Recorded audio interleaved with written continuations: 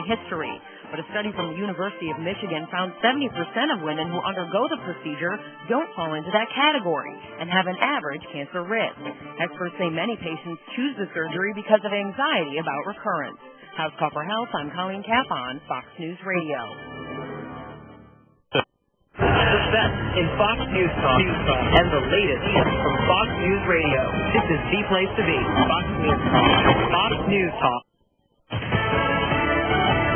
Fox News Radio. I'm Ron Flatter. Thousands of people at a memorial this afternoon at the University of California, Santa Barbara, following the lead of a parent whose son was one of 6 victims murdered in Friday's massacre near campus. Too many people have died.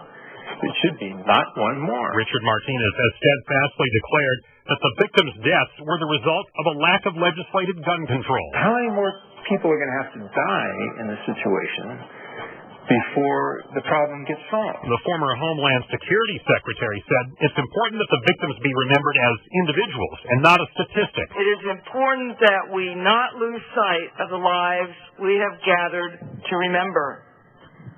All died much too young.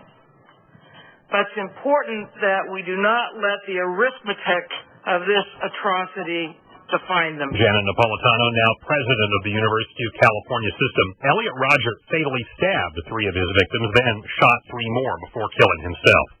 Deadly violence the past few days has the State Department warning Americans to get out of Libya as soon as possible. This comes hours after the State Department confirmed the movement of U.S. military assets closer to Libya. This positioning it was done in the event these resources are needed in the future, so it was taken as a precautionary measure. Spokeswoman Jen Psaki, this evening's new warning describes the situation in Libya as unpredictable and unstable. President Obama says by the end of this year, we will bring America's longest war to a responsible end. But he also says he wants nearly 10,000 non-combat troops to stay in Afghanistan another 2 years, but only if Afghanistan signs a bilateral security agreement to allow them. Some Republicans say the withdrawal is too much, too soon. You're listening to Fox News Radio. Fair and balanced. Fresh, fun, informative. It's Fox and Friends. Hashtag that. Weekday mornings, pull up a seat and join Steve, Elizabeth, and Brian on the Curvy Couch. We're going to do something that has never been done. Get a jump start on the important stories, hot topics, and issues everyone will be talking about. It's a fascinating story. Plus, you never know who's going to stop by. I am glad to hear a smile as you this morning. Or what's going to happen next. Come on, come on, come on. Get in on the conversation. Weekday morning, Fox and Friends on Fox News Channel. It's Fox Wheels. If you're shoulder to shoulder at the airport or have a lot of company on the road, get used to it. AAA expected more than 36 million people to travel 50 miles or more, the most since Memorial Day weekend 2005. People are sick and tired of hibernating indoors. So summer travel should remain hot. The GM recalls keep coming, and Jessica Caldwell with Edmunds.com doesn't think this is overkill. Because if there's any issue now that GM had any inkling of knowledge on, I think that they would be heavily criticized. Delayed reaction is what the automaker wants to shy away from after the deadly ignition switch problem, which it knew about a decade before taking action. We're going to get to a point where it's going to level off and we won't see as many. Right now, they're just clearing out the old books. GM expects a financial hit for the second straight quarter. Who wants a Tesla? Apparently not thieves. The National Insurance Crime Bureau says only 4 out of the 20,000 sold in the U.S. were stolen last year. Older Hondas and Toyotas are hot lists for their parts. With Fox Field, I'm Jennifer Keifer, Fox News Radio. Governor Rick Snyder has just signed a bill boosting the minimum wage in Michigan to $9.25 an hour. It's a compromise to avert a 10-10 drive on the ballot. Because of low turnout, Egypt's presidential election is being extended. Extremely hot weather here in Cairo kept a lot of voters away from the polls today, but overall low voter turnout has authorities concerned about the overall appearance of legitimacy for the vote. So they've extended voting for a third day, Wednesday, and also told people that if they don't show up to vote, they could be charged with a fine worth about $70. Fox News Radio's Kimberly Adams in Cairo. Pope Francis is expected this summer to start meeting with victims who were sexually abused as children by Catholic priests. It's welcome news to this American tourist. Christ is in all of us, so someone is hurting Christ when they are hurting a child. Jane Shawcross of Boston visiting Vatican City. The Pope announced yesterday he would meet with 6 victims. An eastern state has changed some old rules about adoption information. Advocates pushing for this for 34 years, giving people adopted in New Jersey access to their birth records, something a 1940 law prohibited. After vetoing similar legislation in the past, Governor Chris Christie signed this bill because the bipartisan compromise allows birth parents to preserve their privacy. Parents of children adopted before August 1st of next year have until the end of 2016 to remove their names from birth certificates. After that, their only option is whether they can be contacted and how. Christie's parents adopted his sister Dawn when he was 11. He says he never considered her his adopted sister, only his sister. Jay Metzler, Fox News Radio. The son of a preacher who died after being bitten by a snake he routinely handled says he is recovering from being bitten by a rattlesnake himself. Cody Coots of Lexington, Kentucky says he is using prayer instead of medical treatment to recover. I'm Ron Flatter, Fox News Radio. The Erotic Factor is on tonight. Whether it's allegations of VA staff covering up long wait times or cooking the books, I will not stand for it. I will not tolerate this kind of behavior in any agency, but especially in the IRS.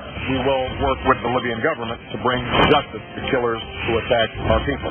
Things closing in on President Obama. There are now 5 controversies in play.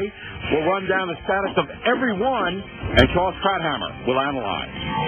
You should keep your hoe on a leash. Oh, bro, I can't. Hey. Can't let you be talking like that, dog. You know what I'm saying? Running wild, man. A column in the Washington Post says that Hollywood comedy movies may be partially responsible for the horrendous killings in Santa Barbara. 2 of the men named in the column, director Judd Apatow and actor Seth Rogen, are not happy. We'll have the latest with Bernie Goldberg. He's not a criminal. He made a mistake and made a wrong turn and said right at the border, I've got guns. I don't want to be here. Let me turn around and go home. But the Mexicans did not let Marine Sergeant Andrew Tamarisi go home. Now he's in prison. Why does Mexico continue to do this? Is it legal? On the case. Caution, you are about to enter the no spin zone. Factor begins right now.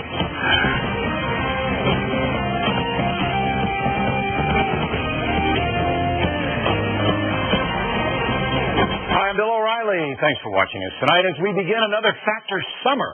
Now, I know some of you were not watching the past couple of weeks, caught up in all that dancing, singing, and surviving on the networks. We forgive you, but you missed a lot. And that is the subject of this evening's Talking Points memo. President Obama currently involved in 5 intense controversies, and his administration is under siege no matter what the Democratic Party and the media, which protects him, tells you. Mr. Obama's job approval rating may fall below 40% this week, primarily because of the VA scandal. As you may know, there are allegations that sick veterans died because they could not get treatment quickly enough. In Phoenix, there are serious charges that there was a secret waiting list and that the VA tried to cover up the chaos. President Obama looked weak in responding. It took him weeks to even formulate an opinion. Finally, he said he was outraged. But the president always says he's outraged. And it seems his administration was caught by surprise after the Phoenix story broke. Now, the House Committee on Veterans Affairs will conduct another hearing on the allegations. 3 VA officials have been summoned to appear, but they might not show up. And if they do, they might take the 5th.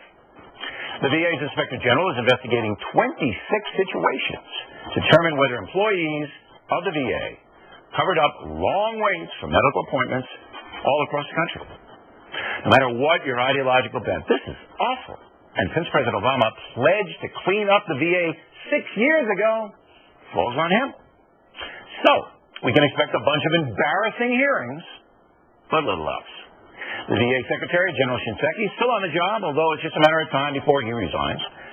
That is controversy number 1. Number 2, the IRS. This one's simple. House of Representatives voted to hold former IRS official Lois Lerner in criminal contempt because she will not testify about her role in targeting conservative political groups. It's up to the Justice Department, run by the president's close friend, Eric Holder, to prosecute Lerner. But it may not. It has discretion. And Talking Points believes Ms. Lerner will not be indicted. And without her testimony, the story goes nowhere, unless an IRS whistleblower steps forward. Controversy number 3, Benghazi, Libya. There's now a select committee in the House which will hold, wait for it, hearings But those hearings will not get underway until late summer. And the committee chairman, Congressman Trey Gowdy, says a lot of this stuff will be done in closed session. That means a long process before we the people know anything. The key questions are, where was the president on the night of the attack? Why did the Obama administration tell the world that murders were inspired by a video? And why did the U.S. military not respond when the alarm sounded? Apparently, Secretary of State John Kerry will testify about Benghazi on the Hill June 12th. But what does Kerry know? Hillary Clinton was in charge when Ambassador Christopher Stevens and 3 other Americans were murdered by the terrorists. So, will we ever get to the bottom of Benghazi? Doubtful. Number 4, Fast and Furious. 2,000 American guns allowed to flow into Mexico by the Bureau of Alcohol, Tobacco, and Firearms.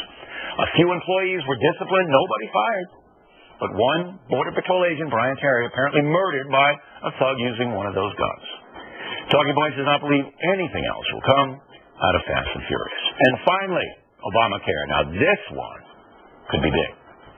Unions and employers are now arguing over who will pick up the tab for the affordable health care mandates.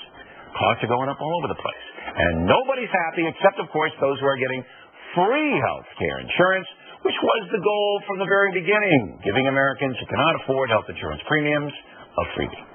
Throughout the summer and fall, anger over the affordable health care law is likely to grow at a furious pace as Americans see their health care premiums skyrocket and services decline.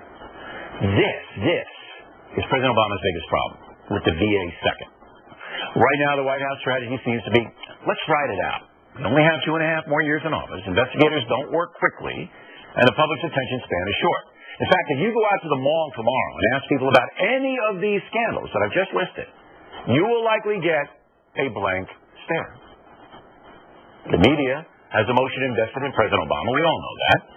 And is not likely to be aggressive in pursuing these stories, although CNN did break the VA situation. But we here at The Factor promise that we'll stay on the case. All Americans deserve efficient, honest government. All we want are answers to simple questions and accountability. Until President Obama leaves the Oval Office, we'll continue to demand those things and hope that Mr. Obama will understand that his legacy is on the line. And that's a memo. Next, Charles Kratheimer will give us his view of what is likely to happen in all of the controversies. Charles, moments away. Hey, there's my son. You've been in your room all morning. Hey, Dad. Matt, what's wrong with your voice? There is nothing wrong with my voice. Oh, well, it's just sort of. I have been playing my video games and electronic games for so many hours. Well, it sounds like it might be time for you to take a break, or... Hello, Dad. Susan? I have been watching TV and text messaging all morning. Electronics. Guys, I think it's about time to get in the car and take a little trip. Maybe see some trees, some green things. What are these green things you speak of? This weekend, unplug. Take your family to the forest. There's nothing in the world like experiencing nature firsthand. Trees, paths, bluebirds, streams. Getting closer to nature can get you closer to your family. To find the forest nearest you, go to discovertheforest.org. Brought to you by the U.S. Forest Service and the Ad Council. Now, from the historical audio archives of Fox News Talk. As legend has it, Abner Doubleday invented a little game called baseball in Cooperstown, New York in the year 1839. Myth or truth, no one knows for sure, but 100 years later, the National Baseball Hall of Fame and Museum opened in Cooperstown and has done a great job of balancing the myth with the historical record. Ladies and gentlemen, I now declare the National Baseball Museum and the Baseball Hall of Fame in Cooperstown, New York, the birthplace of baseball, open. May it forever stand as a symbol of clean play and good sportsmanship. The first class in 1939 included Cy Young of the Red Sox, Phillies legend Connie Mack, Honus Wagner of the Pirates, and the Yankees' Babe Ruth. Stay tuned to hear more history as it unfolds before your ears. It's the audio archives of Fox News Talk. Tom Sullivan. If they're not willing to tell the American people the truth, it must not be very pretty.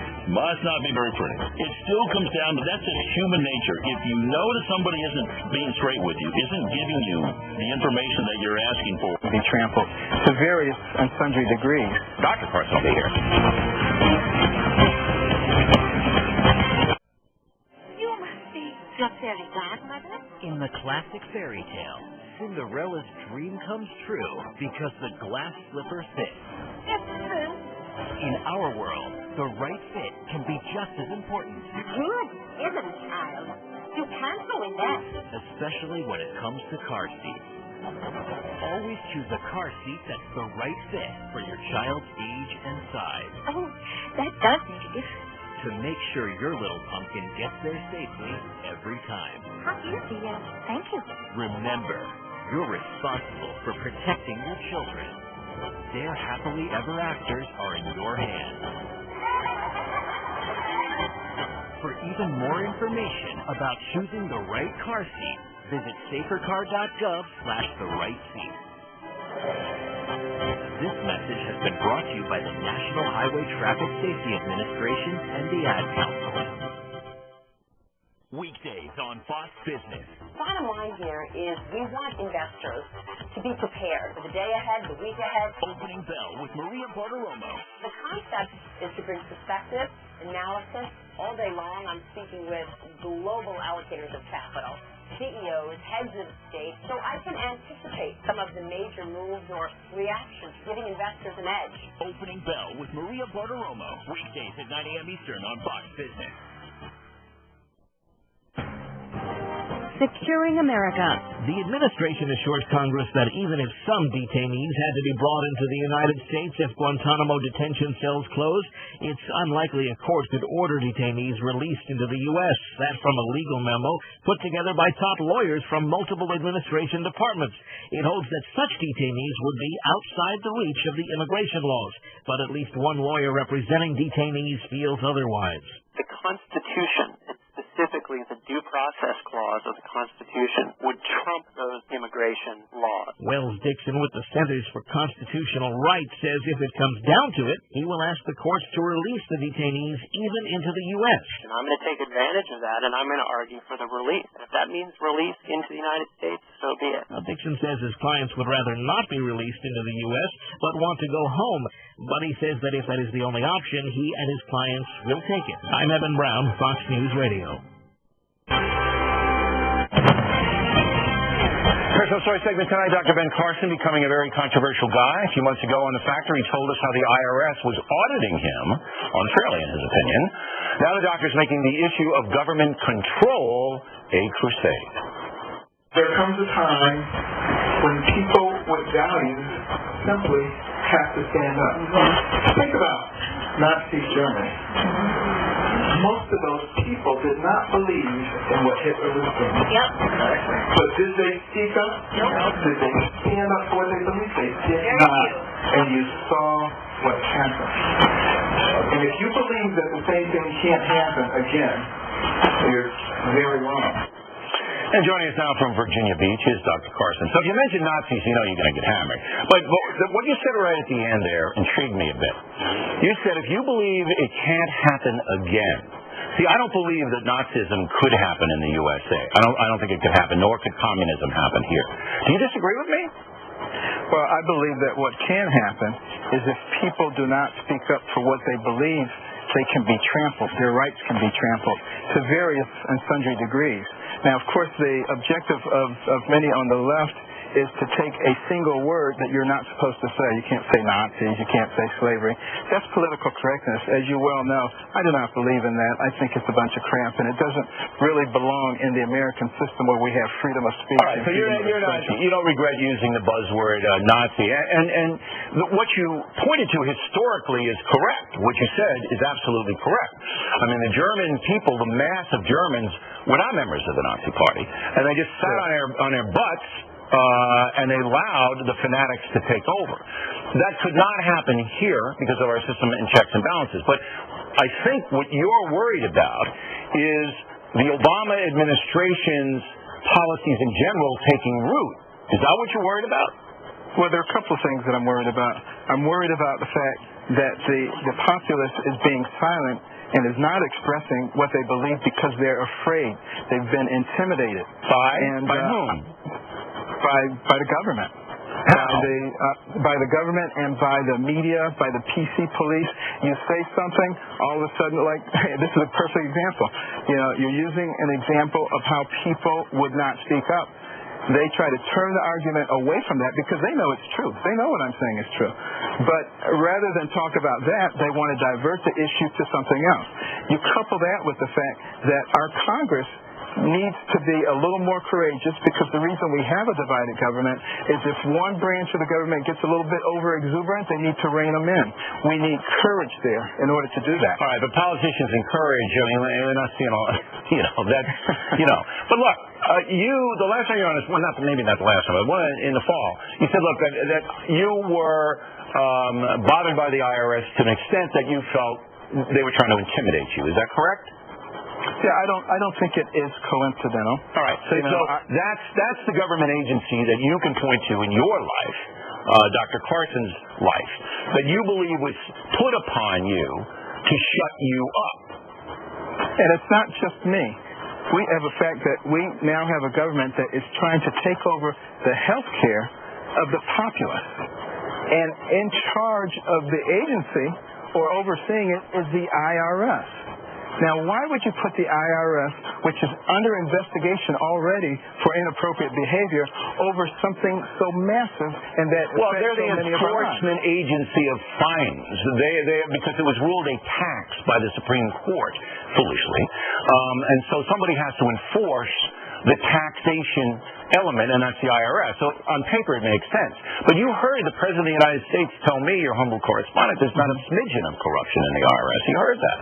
Right, we heard that, and that to me is, it strains credulity to believe that he actually believes that, but that we let people get away with it. This is what bothers me. The fact that the Congress doesn't stand up and say, no, you may not implement this program because a major portion of it is still under investigation, and we are not done with that. We don't do that in regular life.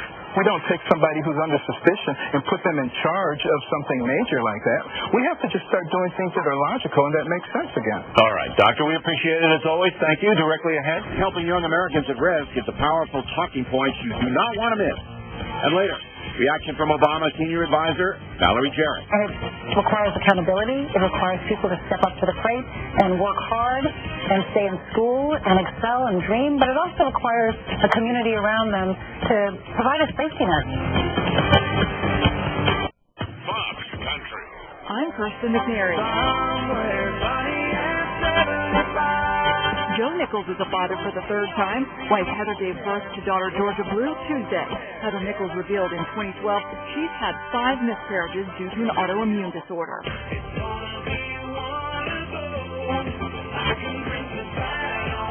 Pitbull joining Jared Neiman for a remix of Neiman's hit Drink to That All Night. It's available as a digital single. And in other mashup news,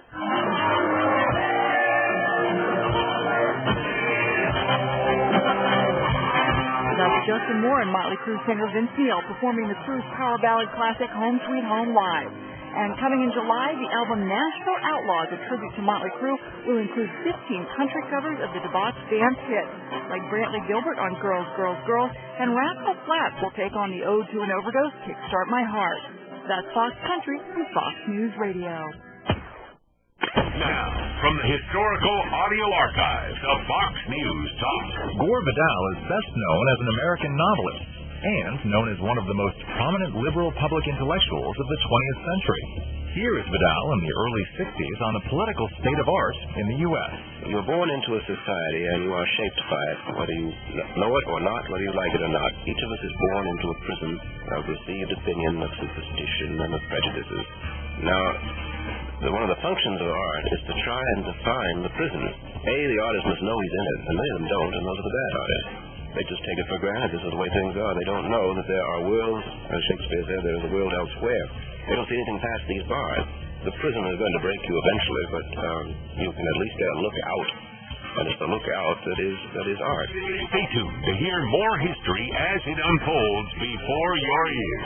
It's the audio archives of Fox News Talk. Mornings at 9 East, 6 West. It's Kilmeade and Friends. This is the administration that was so drilled down when they were running for election and re-election. How could they be so buttoned up when it comes to elections and so detached when it comes to actually governing? How could you actually say that he's doing a good job when one thing after another is the same pattern? He had no idea. And what's worse is he seems to be hiring the wrong people. Kilmeade and Friends. Be a part of it live weekday mornings at 9 East, 6 West. Fox News Talk. Why I went to the White House. That is the subject of this evening's Talking Points memo.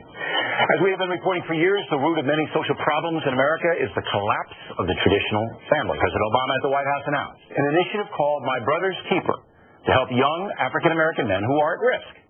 The plan is to combine federal resources with private funds from major corporations to help the kids. Now, I was invited to the announcement, and I was happy to attend. The initiative is very well-intentioned, but some specific things must be done. First, you got to teach children at risk to read. If that takes one-on-one tutoring, that's what has to happen. 2, you have to provide mentors to individual children that the teachers pinpoint who lack guidance at home. There should be a volunteer program for mentors in every city and town in this country. 3, high-profile Americans, including the President and First Lady, must go on television and the net to warn young people having babies outside of marriage and bringing children into this world without resources is cruel. It's cruel. There has to be a campaign of persuasion so young Americans wise up. Also, there has to be peer pressure not to get pregnant unless you're in a stable situation. Are we all understanding that? Right now, there is no peer pressure. That has to change. 4th, the initiative has to get local business people to hire kids for summer jobs and internships.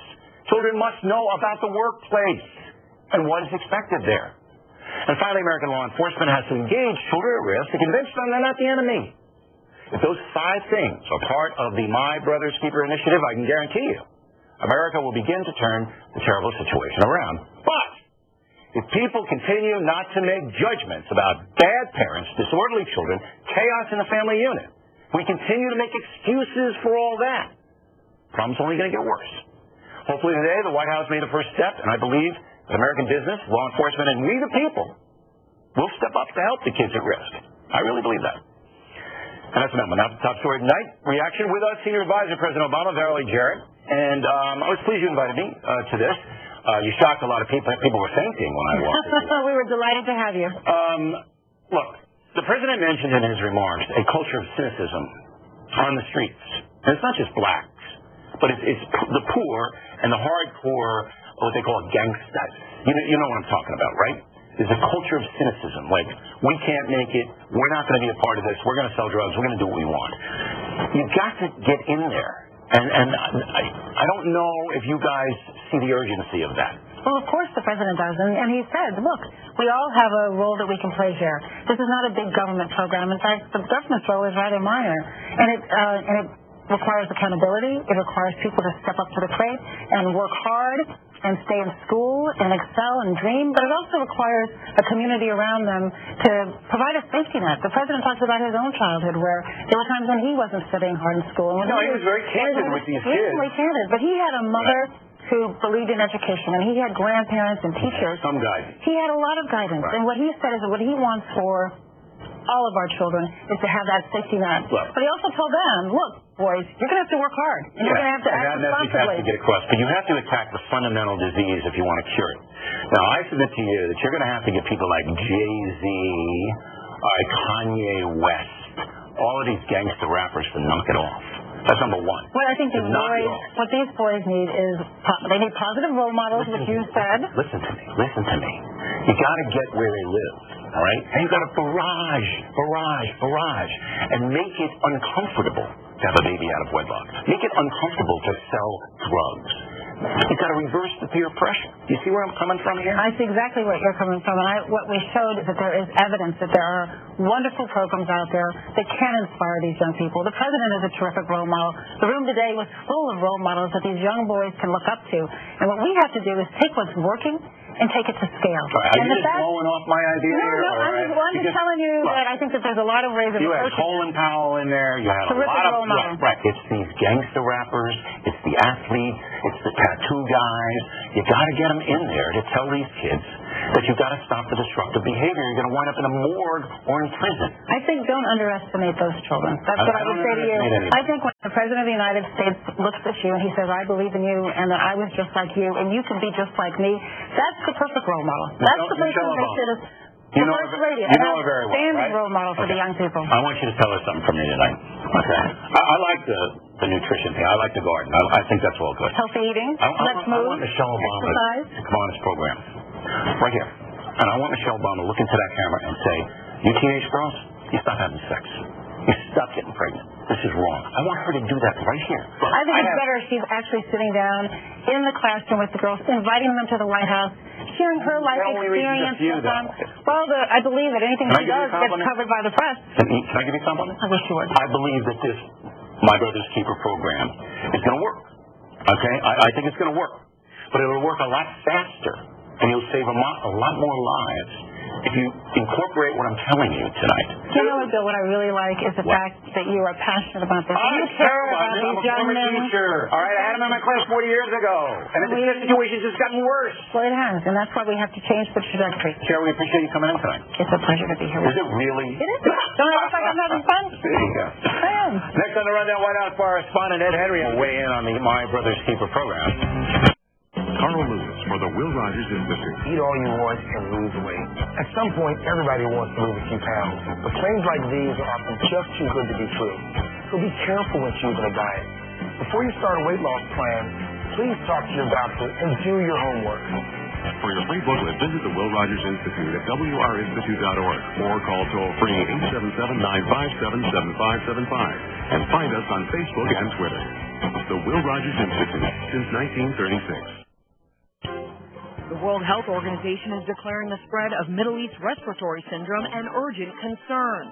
The CDC confirmed 3 cases of MERS in the U.S., one being the first transmission of the virus on American soil. The coronavirus can be deadly, with symptoms of fever, coughing, and shortness of breath that is spread through close contact. The risk for travelers is low, but there's no cure, so health officials say airplane passengers should be cautious. House Call for Health, I'm Colleen Capon, Fox News Radio. Weeknights on Fox Business. They don't follow party lines. They don't accept the status quo. They don't do boring television. They're the independent, breaking through the clutter with a different point of view on the day's news. From politics to pop culture, social issues to international affairs, they're calling it like it is. What's the nonsense? Kennedy, Matt Welch, and Camille Foster are the Independent. Weeknights at 9, only on Fox Business. Want to lose weight? Listen up, because an incredibly effective weight loss supplement is being given out to 100 callers right now. Because it's so potent, please take no more than 1 capsule a day. Be one of the first 100 callers to get a risk-free trial. 1-800-968-5765. Supplies are limited because this product is proven and can cause dramatic weight loss. It's called AF+.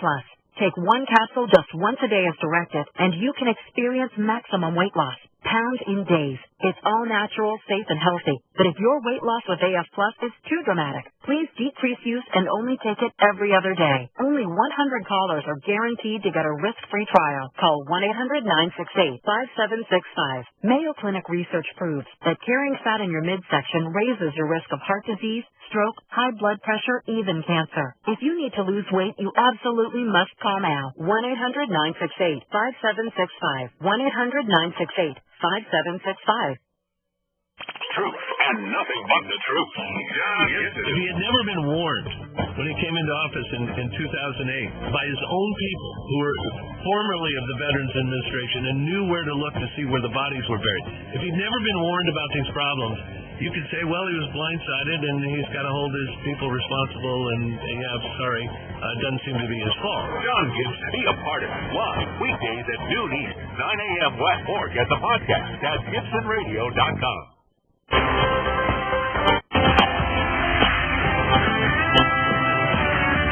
Live from America's News Headquarters, I'm Kelly Wright. Pope Francis announcing he will meet with a group of sex abuse victims at the Vatican next month. The leader of the Catholic Church saying there will be, quote, zero tolerance for any member of the clergy that would violate a child. The Pope making the announcement en route back to the Vatican after a trip to the Holy Land.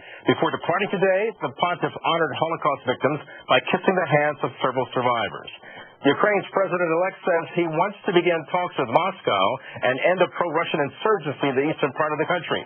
Billionaire candy tycoon Petro Poroshenko promising to open a dialogue with residents of eastern Ukraine and to guarantee their rights. He also said he would not negotiate with terrorists. Rebels are calling Poroshenko's election illegitimate. I'm Kelly Wright. Now back to a special O'Reilly Factor.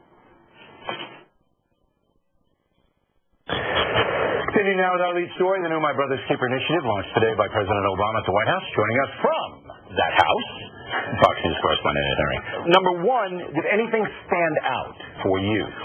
What stood out for me is that the seeds of today were started a year ago this month in Chicago. Is at an event with the president where he was highlighting a program called Becoming a Man, which is sort of an after-school sports program in Chicago. The president was visibly moved there after meeting with some of the young people who were part of that program. Some of those folks were back here today from Chicago at the White House. And what stuck out for me then and now was that the president wasn't just sitting there saying, look, I'm going to help mentor people and set an example by talking about how great I am or my successes. He talked about his failures. And whether you're an anchorman or a president, talking to kids like this in these situations about how, look, I fell down too. The president opening up about how he basically didn't know his father, that he used drugs. Saying things you don't hear a president say could be more effective with these kids by saying, look, if you've screwed up and you've had a bad start, that doesn't mean you're in a dead end. You could wind up becoming president. You could wind up becoming an anchorman. And those messages are all positive. And the reason I was there today, I think you know this, is because I chided him in the Super Bowl Sunday interview. Remember? Yeah, I said, come on, when are you guys going to get off it and start to do something big? And then, you wanted to... I'm not saying I'm responsible for this. I was probably in the works long before, but I think that's why I even got into the door today. But what I'm trying to get across to the nation and to Valerie Jarrett, it's got to be more personal than that. The president can visit with some kids, and he did, and the kids were there today in the White House. He can't visit with all the kids, but you can go on television and then look into the camera and say, don't do this. All right, this is going to hurt you. It's not fair to the baby. All right, that's what has to be done. You got to get these pinhead rappers. You got to get these people that these kids idolize to start to get that message out. That was not included in the initiative. There's that, and then there's also just the broader economic issues, because it's not just about this initiative. You've got to make sure the broader economic policies are actually helping people, not just of color, but people all around the country. If you look at it, African-American youth unemployment right now is something like 26% in this country. The president's been in office for 5 years. So you can talk about these initiatives. They may make a difference, but the broader economic policies that the president's pushing, that he's fighting it out with Republicans on the Hill, those have a huge impact as well. And when you've got 26% African-American youth unemployment, I think it's about 15% for Hispanic youth unemployment. Obviously, broader unemployment is bad for people, white, Asian, black, you name it. But when you look at those kind of numbers, there are a lot of policies that need to be. But the reason the numbers are there, a lot of these kids can't read and speak. All right, that's why we have to get back down to, hey, if by the third grade you can't read, it's one-on-one. All right, you got to teach them to read. Can't read, never going to work. All right, Ed, we appreciate it as always. Thanks very much. Next up, is hip-hop harmful to America's youth?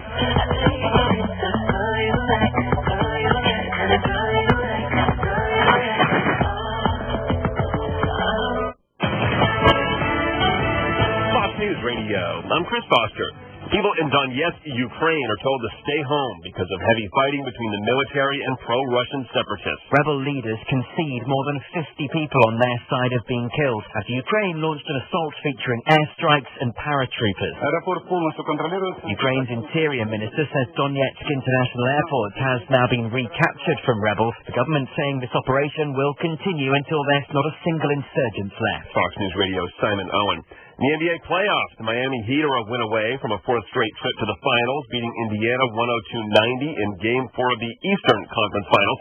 32 points, 10 rebounds for LeBron James. Being one of the leaders of this team, I have to do my job. I have to do my part to help us win. Playoff hockey, the LA Kings take a 3-1 lead in the Western Conference Finals against the Chicago Blackhawks. Fox News, we report, you decide.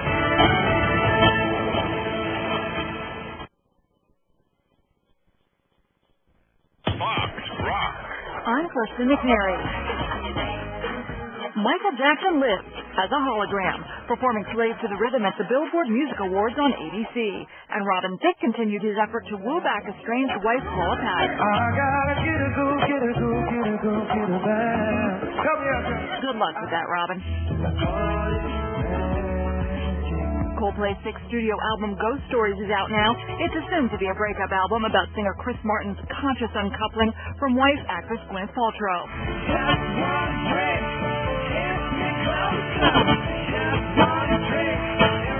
Jack White giving Rolling Stone magazine a preview of his upcoming solo album. Lazaretto is due out June 10th. And Rolling Stones frontman Mick Jagger is a great-grandfather. Granddaughter Cece Jagger giving birth to a girl. That's Fox Rock from Fox News Radio. Weekdays on Fox Business. Bottom line here is we want investors to be prepared for the day ahead, the week ahead. Opening Bell with Maria Bartiromo. The concept is to bring perspective, analysis, all day long. I'm speaking with global allocators of capital, CEOs, heads of state, so I can anticipate some of the major moves or reactions, giving investors an edge. Opening Bell with Maria Bartiromo. Weekdays at 9 a.m. Eastern on Fox Business. Tom Sullivan. If they're not willing to tell the American people the truth, it must not be very pretty. Must not be very pretty. It still comes down to that's just human nature. If you know that somebody isn't being straight with you, isn't giving you the information that you're asking for, and not giving it to you in a very openly coy way, you got to think, okay, what's the real story here? Because we don't have it yet. Tom Sullivan. Weekday afternoons at 3 East, noon West. Or get the podcast at TomSullivan.com. If you own a business, you know incorporating can be a smart way to protect yourself and your assets. So the question is, why haven't you incorporated your business yet? My business? It's too small. Wrong. No matter how small your business, you run the risk of losing all your personal assets, your car, your home, even your entire life savings if you're not incorporated. Incorporating is very complicated. Actually, incorporating is easy and fast. You can do it in just 10 minutes. Call now for your free guide from LLC.com. 1-800-943-5846. I need a lawyer to incorporate. That's really expensive. You don't need a lawyer, and we don't offer legal or financial advice. LLC.com is a service company whose only mission is helping people like you incorporate safely, easily, and quickly. Find out how simple it is to protect your family and personal assets by incorporating. Call now for your free guide. 1-800-943-5846. 1-800-943-5846. That's 1-800-943-5846. The O'Reilly Factor, the #1 cable news show for 14 years running. I'm Bill O'Reilly. Thanks for watching us tonight. Harmful entertainment. That is the subject of this evening's Talking Points memo. If you saw the factor last night, you know that President Obama has launched a huge initiative to help children at risk, targeting young black men especially, called My Brother's Keeper. It's a good initiative, as we discussed with the President's senior advisor, Valerie Jarrett. If you missed the interview, it is posted on BillO'Reilly.com. But what is missing is the entertainment factor. There is no question that dubious music and movies are affecting unsupervised children of all colors. The hip-hop industry makes billions putting out stuff like this.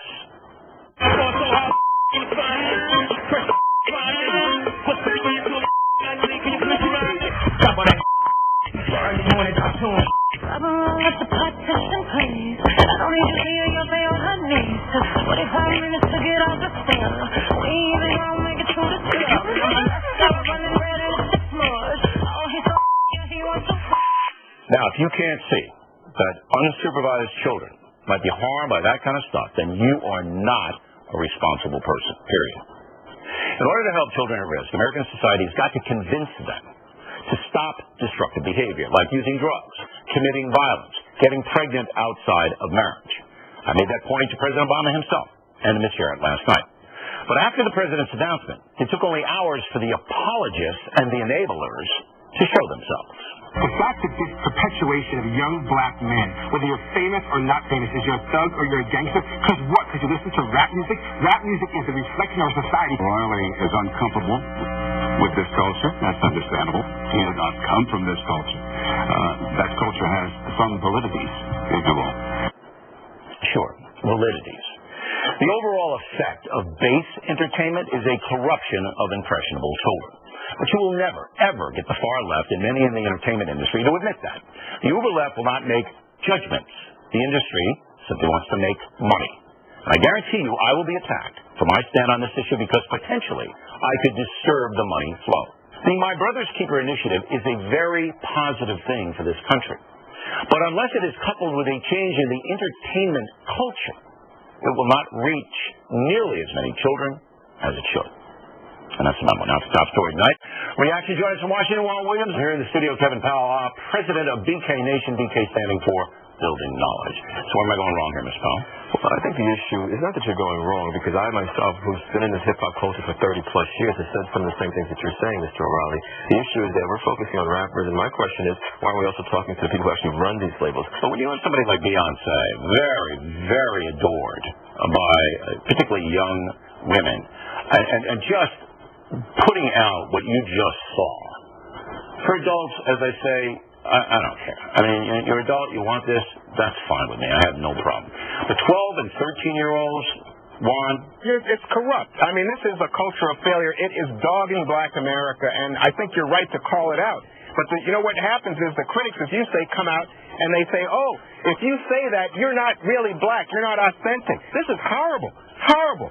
Especially when you think about a young person coming from a broken family, bad schools, all the environmental barriers to their success, and then they have this set up for them as, oh, take pride. Here are your role models. These are authentic, real black people. Rap is all about me, me, me. I'm tough. I'm a bad man, O'Reilly. I got attitude. How do you reply to that? But nothing about building a family. Well, the problem with people like Mr. Williams is that not only does he not know anything about hip-hop culture and its history, actually you don't, because I've never seen you involved in anything to do with hip-hop. Let me tell you, wait, hold on. Let him talk. Let me finish. First of all, the same thing that you're saying now in 2014, Mr. Williams, was actually said about hip-hop when there was actually balance in the music and culture in the late 80s, early 1990s. We saw a diversity of voices. The same people were attacking hip-hop. The problem is that even if you took hip-hop out of the equation, poor schools, lack of economic opportunities would still be a reality. This morning, I started my day in Brownsville, Brooklyn. I'm from Brooklyn, which is one of the poorest communities in America. These kids are basically dealing with systemic problems that have been there for a long time. I come from a single mother-led household. This initiative is designed to at least bring relief to those problems, but you're skirting the issue. Wait. The president himself yesterday said there was a culture of cynicism in these precincts, that young men who get into trouble, generally speaking, I think this applies to girls too, they don't like part of the straight American dream. Even if you listen to hip-hop in its totality, from the very beginning to the present, it actually is American's apple pie. They're talking about the very same things that we see everywhere else in America. They're talking about it in a way that alienates the system. You can't get a job if you walk in to IBM and use that kind of a presentation. But what I'm saying to you, sir, with all due respect, first of all, we who are having this conversation, we need to distinguish between hip-hop culture and the industry that you referenced at the top of the show. We agree about the problems of the industry. It's the CEOs who put out this I'm putting the rap where Juan is putting the rap. I'm putting the rap on Beyonce, Jay-Z, and all these people. Why are you excusing the rappers, the black people? Basically, they used to do minstrel shows with white people and black people. They have black people standing up and doing a minstrel show. The big market for this is white people. It's a white male teen fantasy. They get to use the N-word. They get to have all the sexual references and nasty words, the misogyny, the violence. I'm in the community. Let him finish. I'll give you the last word. Let me just tell you, I grew up in Brooklyn, right? So I come from Crown Heights and I grew up in that situation. And I got to tell you, when you are saying to young people, you can't succeed in the system, which is what the president and Bill O'Reilly just said, that is corrupt. That is corrosive to the way of thinking. And you want to excuse the rappers, don't. I had on the factor, an unforgettable talking point on scandals that have rocked the Obama administration. We first opened about 10 years ago. We were small, just a few of us. But it was exciting. I always dreamt of having my own business. It was kind of slow at first, but things started picking up. We had big plans. But in our wildest dreams, we never thought we'd have this much work. Yeah, with so many businesses caught off guard by the storm, Reed Waste Management has never been busier. What will become of your business after a disaster? Nearly 2/3 of businesses aren't prepared for an emergency, and 40% of businesses that experience a disaster never recover. Make an emergency plan now, before it's too late. For a free online tool that helps you develop an emergency plan to keep your business up and running should disaster strike, visit ready.gov/business. Brought to you by the Federal Emergency Management Agency, the American Red Cross, and the Ad Council. Now, from the historical audio archives of Fox News Talk. Mahalia Jackson, who died in 1972, is widely regarded as the first queen of gospel music. Although she was a heralded and much-loved performer, she lived a double life in racially divided America. When I'm on the stage and on television and working with white people, they just hug me and love me and say I'm so wonderful and I'm so great. And then when I'm walking down the street like an ordinary citizen, they don't recognize me. And when I go into the department store in the South, I can't get a sandwich, I can't get a bottle of pop, I got to stay here, I can't even get a cab. And I'm just a Mahalia Jackson that they got me saying how wonderful I am. I don't understand this. What makes people act like that? Stay tuned to hear more history as it unfolds before your ears. It's the audio archives of Fox News Talk. Get informed in the morning with Kilmeade and Fred. The next election, we always hear this, is the most consequential election. But I think when you think about the judges that will be sat, and when you think about the direction of the country, it's more than Democrat or Republican. I think it's personal responsibility and socialistic programs as opposed to you're on your own, let's work it out, and let's reintroduce ourselves to a work ethic. Kilmeade and Fred. Be a part of it live weekday mornings at 9 East, 6 West, or get the podcast at KilmeadeandFriends.com. What happened while I was away? That is the subject of this evening's Talking Points memo. Well, the Benghazi situation is fairly clear. It's now apparent the Obama administration tried to mislead Americans about what happened to Ambassador Christopher Stevens and 3 other men killed by terrorists in Libya. Even though a congressional committee is being formed, we pretty much know what happened. What we don't know is that President Obama was directly involved, and that'll be tough to nail down. What we do know is Ambassador Stevens traveled to the backwater of Benghazi, despite the fact it was a dangerous place. Organized terrorists knew the ambassador's location and planned their attack. American military knew quickly that the terrorists were causing damage, but no one would give the order for the U.S. military to move into Libya. No one. Thus, the 4 Americans were killed, and subsequently no terrorists have been held accountable. Some believe fault lies with Hillary Clinton, then Secretary of State. But to be fair, Mrs. Clinton was running all over the world and didn't really have her attention on Libya. Why should she? With Iran, Syria, China, North Korea all causing trouble, Mrs. Clinton had her hands full. So to blame her for the attack in Libya, not fair. Yes, security was bad, and the State Department was warned. But those things are usually handled by others, not the Secretary of State. However, after the attack, now Hillary Clinton should have stepped up and explained the situation. Instead, she herself referred to an anti-Muslim video as inciting the violence. She went along with what the Obama administration was falsely putting out there. And that was wrong. And that's on her. The key question right now is, did President Obama himself actually come up with a false narrative?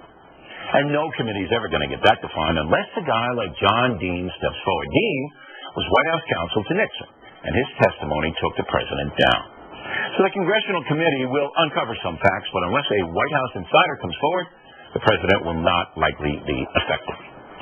There is a second scandal surrounding Benghazi, and that is that some in Congress don't want to know the truth. Just like Vice President Gerald Ford during Watergate, they're in denial. The president was in the process of negotiating with the Soviet Union. The president was trying to end the war in Vietnam. I'm sure he turned to those running the re-election campaign and said, I have these major matters that involve the national security and the well-being of the American people, and you run the campaign. And therefore, I'm convinced he had nothing whatsoever to do with Watergate. It is eerie, the same kind of stuff being said today about Benghazi. Diversion, subterfuge. Benghazi, Benghazi, Benghazi. Why aren't we talking about something else? These so-called scandals have not diverted us one iota. We've already had thousands and thousands of pages of testimony, 4 committees in the House, 2 bipartisan bipartisan committees in the Senate, so this is a waste of taxpayer money. Again, supporters of the president simply do not want to know. Now, as far as the IRS scandal is concerned, the one woman who could break the case, Lois Lerner, has been held in contempt of Congress, as you know. If a federal grand jury is convened, Ms. Lerner could be charged with a crime, and that is the only way she might tell the world what happened, if she can make some kind of deal. Just one man will make that decision, the U.S. Attorney for the District of Columbia, Ronald Machen. It's up to him alone to call for a grand jury. Mr. Machen works for Attorney General Eric Holder and was appointed by President Obama. So Talking Points does not expect Ms. Lerner to face a criminal proceeding. Did the White House actually order the IRS to target conservative groups? The president denied it to me on Super Bowl Sunday, and again, we're not likely to get to the bottom of this because our system is flawed. You can't make Lerner talk for political reasons, and, it's flawed. In other matters, a Muslim terrorist group kidnapped 300 girls, mostly ages 16 through 18 in Nigeria. Once again, the world is shocked by the actions of fanatical Muslim terrorists. The problem's not getting any better. There are scores of Islamic groups terrorizing civilians all over the world. Yet, what are the Muslim nations doing about it? Very little. There should be a summit among Muslim nations organizing against the jihadists, but there's nothing. And if you dare speak out against the Muslim world, you're a bigot. You're a terrible person. I mean, how much more trouble can one group cause on this earth? Everybody knows most Muslims are good people, but a substantial minority cause trouble. Muslim countries like Iran, Pakistan, Syria openly kill civilians with little accountability. And another problem that seems to have no solution. Kidnapping little girls? I mean, that's enough. Now, in a moment, Brent Hume may disagree with me about Hillary Clinton and Benghazi. He will be here. Securing America. The administration assured Congress that even if some detainees had to be brought into the United States if Guantanamo detention cells closed, it's unlikely a court could order detainees released into the U.S. That from a legal memo put together by top lawyers from multiple administration departments. It holds that such detainees would be outside the reach of the immigration laws, but at least one lawyer representing detainees feels otherwise. The Constitution, specifically the Due Process Clause of the Constitution, would trump those immigration laws. Wells Dixon with the Centers for Constitutional Rights says if it comes down to it, he will ask the courts to release the detainees even into the U.S. And I'm going to take advantage of that, and I'm going to argue for the release. And if that means release into the United States, so be it. Now, Dixon says his clients would rather not be released into the U.S., but want to go home. But he says that if that is the only option, he and his clients will take it. I'm Evan Brown, Fox News Radio. Shepard Smith reporting is a new way to get the news. There's breaking news now on Fox News Channel. I'm excited about this because my role has changed a lot. I'm kind of acting as quarterback, and I get to call the shots. I'll talk about that, and I'll talk about this. We're trying to be game changers. We've created all of this so that we can get news fast, accurate, fair, and balanced. We want to lead the pack. More of today's top headlines from the Fox News desk. Now is the time for Shepard Smith Report. Tune in to Shepard Smith Report weekdays on the Fox News Channel.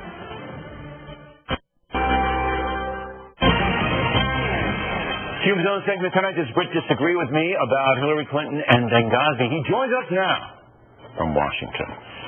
All right, what say you?